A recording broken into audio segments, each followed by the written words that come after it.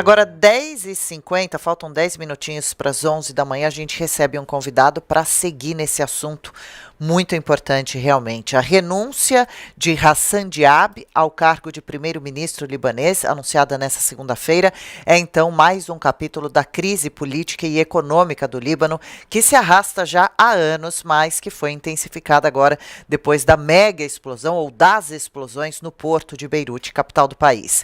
Por isso a gente recebe agora o doutorando em Ciência Política e Social pela Universidade de Córdoba, mestre em Contra-Terrorismo e Segurança Nacional e diretor da instituição Stand With Us Brasil, André Leist. Bom dia, André. Obrigada pelo seu tempo aqui conosco. Seja bem-vindo. Bom dia, obrigado pelo convite. Imagina. Vamos começar tentando entender agora desse ponto da renúncia, então, de Hassan Diab do cargo de primeiro-ministro libanês. Essa renúncia pode significar um começo de mudança significativa realmente e necessária no governo do país? Ou pode significar também que os protestos estão surtindo algum efeito? Na verdade, a renúncia dele é o primeiro passo para o que poderia se criar, no caso, um vácuo de poder que iria, consequentemente, ter um governo de transição, eleições e um novo governo de coalizão. A pergunta é quem ia concorrer às eleições e como esse governo de coalizão iria ser formado. Na atual conjuntura, o presidente Michel Aoun, o Hezbollah e o governo do Hassan Diab são aliados, ou seja, temos aí cristãos, sunitas e xiitas aliados. O que as pessoas estão protestando nas ruas é por uma troca desse sistema sectário que faz com que o país entre sempre num beco sem saída quando tem uma crise política, o que gera diversas outras crises, como a gente tem visto na crise econômica e agora com a explosão desse hangar que causou um monte de perguntas sem respostas para a população libanesa. Ou seja, no final das contas, isso é o começo. Tem que ver o que vai continuar depois disso. As próximas semanas serão cruciais. Claro, e tem muito que ser feito, né? Praticamente o país precisa voltar a se construir a cidade de Beirute, especialmente, quase que do zero, essa impressão que dá, né? E é muito preocupante quando você diz pra gente, André, sobre isso, sobre não saber nem quem poderia ser um novo candidato ideal, melhor, para agora assumir a autoridade por lá, né? Como se fosse um xadrez que parece que é de um jogo sem saída quase. Mas não é assim também, pode acontecer uma saída, providências estão sendo tomadas, outros países do mundo têm pressionado, né, e pedido por soluções para o Líbano. Agora, é complicado pensar como seria possível a formação de um novo governo, diferente desse atual, uma vez que o mesmo grupo que está atualmente na política deve ser o responsável por essa formação. Essa é uma das notícias que eu estava acompanhando. E também até mesmo o primeiro-ministro que pediu a renúncia, que renunciou, que pediu a sua saída, foi autorizado pelo presidente Michel Aoun, mas que ao mesmo tempo pediu para ele continuar enquanto o país estiver nessa crise, ajudando nas soluções imediatas. Pois o Líbano tem um estado muito fraco, né? O exército libanês, ele é um exército que tem menos poder de fato do que a própria milícia do grupo terrorista Hezbollah. E alguns setores da área de segurança do Líbano, que são cruciais para a estabilidade do país, são controlados pelo Hezbollah. Então, algumas informações, por exemplo, que eu vim pesquisando ao longo dos últimos dias é de que a unidade que é o equivalente à Polícia Federal do Líbano é controlada por uma pessoa do Hezbollah. O porto, na qual o Hezbollah disse que não tinha nenhum tipo de envolvimento e correu para poder fazer esse anúncio na televisão libanesa, o porto é gerenciado por um rapaz chamado Wakif, que é genro, cunhado do Hassan Nasrallah, que é o secretário-geral do Hezbollah, também xiita e também parte, na teoria, do grupo terrorista, ou seja, ele é casado com a irmã do secretário-geral do Hezbollah, e é ele que gerencia o porto de Beirute. Então é muito difícil acreditar que o Hezbollah não tenha nenhum tipo de envolvimento nisso. E como a população está vendo que ninguém está assumindo responsabilidade e está todo mundo se isentando de assumir qualquer tipo de culpa nesse momento, acredito eu que o presidente Michel Aoun pedir para o Hassan Diab continuar como primeiro-ministro de fato, no caso, até poder ter um governo de transição, é o mínimo necessário para poder manter algum tipo de ordem no país. Claro. Muito impressionante essas informações, André, que você traz para a gente agora. Vamos tentar esclarecer para quem nos acompanha, para mim também, com certeza. O Hezbollah, afinal de contas, é então um partido político, ele é visto por muitos como um grupo terrorista, né? Xiita é uma religião. Tem outros partidos no Líbano que poderiam ter força suficiente para fazer frente ao Hezbollah? Então, vamos lá. Os muçulmanos se dividem entre sunitas e xiitas, sendo a maioria os sunitas.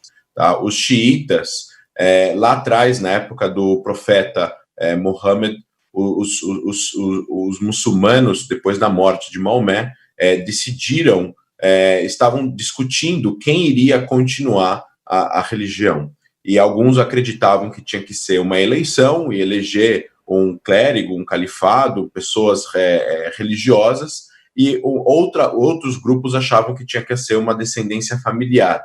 E como o Maomé não teve filhos, mas ele teve um genro chamado Ali, as pessoas acreditavam que, algumas delas, que tinha que ser Ali o precursor da religião, e algumas pessoas não acreditavam nisso e mataram Ali. Isso estou falando há 1.500 anos atrás. Uhum. Os que acreditam que Ali deveria continuar a religião são os sunitas. Os que não acreditam que Ali deveria continuar a religião são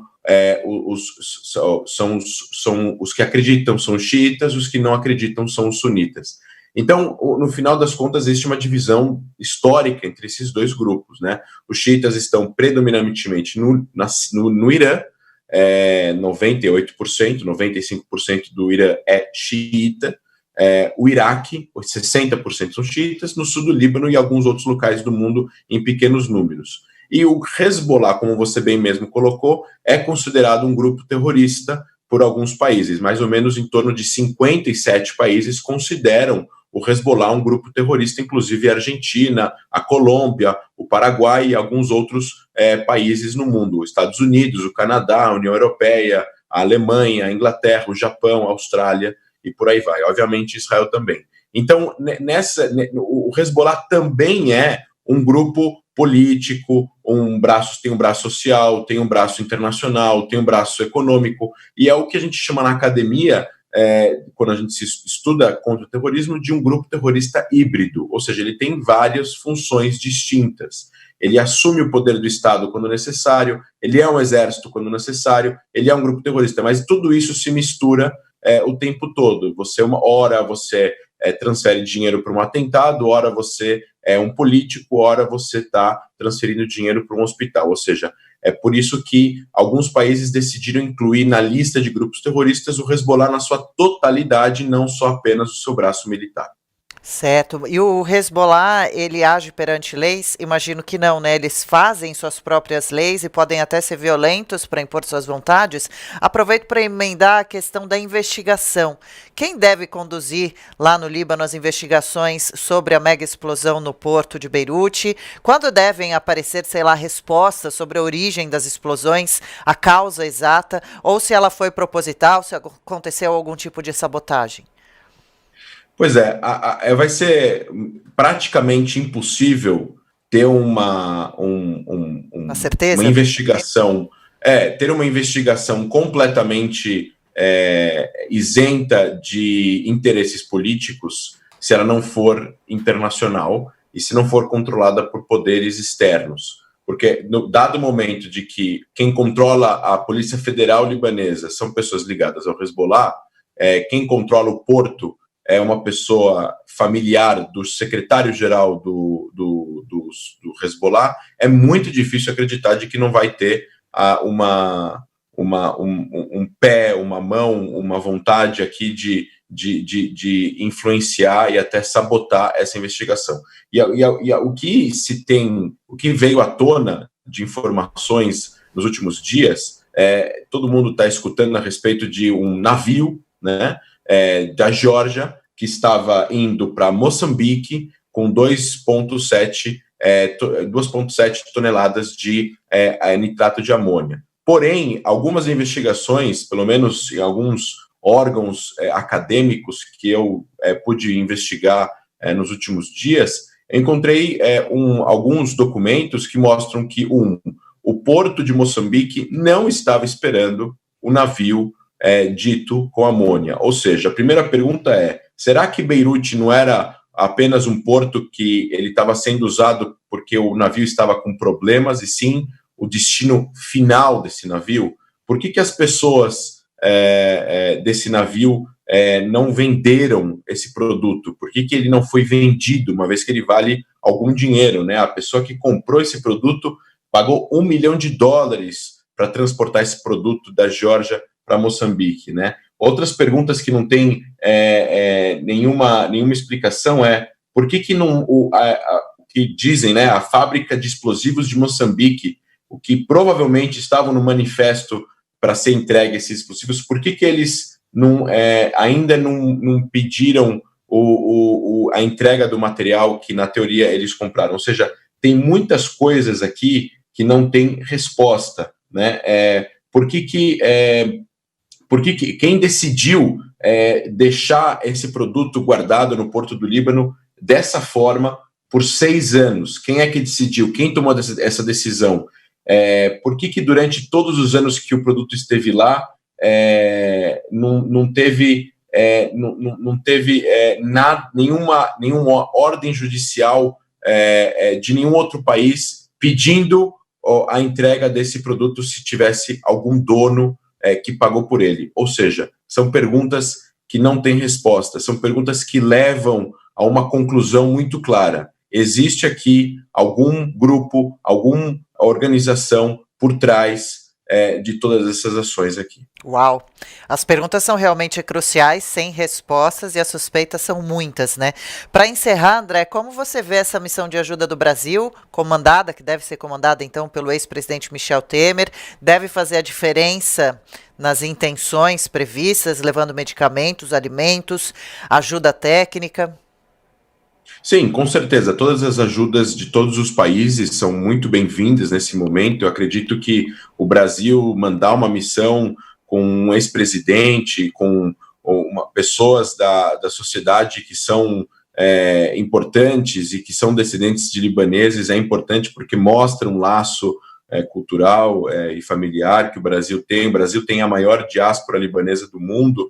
Então, isso é muito importante para o Líbano. Os libaneses amam o Brasil, os brasileiros amam o Líbano, né? O Líbano é muito querido entre os brasileiros, em todos os setores da sociedade. A gente está falando aqui não só da culinária libanesa, que é comida no Brasil, pelo Brasil afora, mas, assim, de uma maneira geral, o Líbano é um país muito amado no mundo inteiro. A diáspora libanesa ela faz com que os outros países amem bastante o Líbano.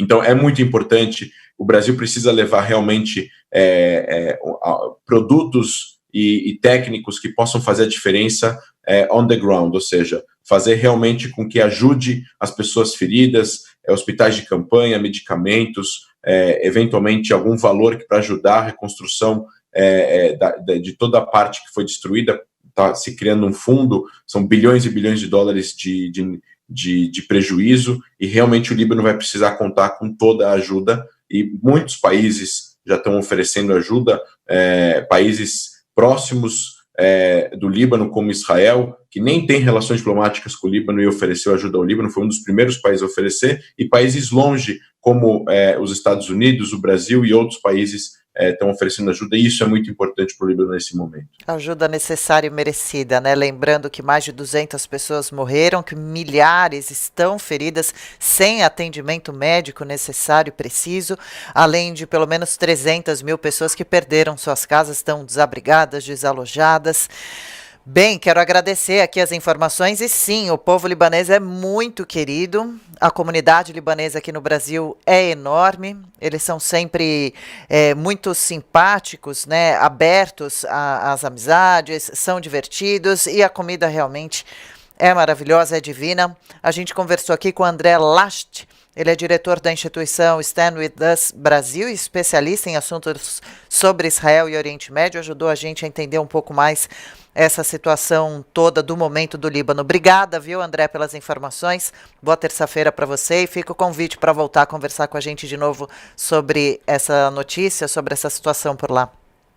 Será um prazer. Obrigado pelo convite. Prazer nosso. Obrigada a você.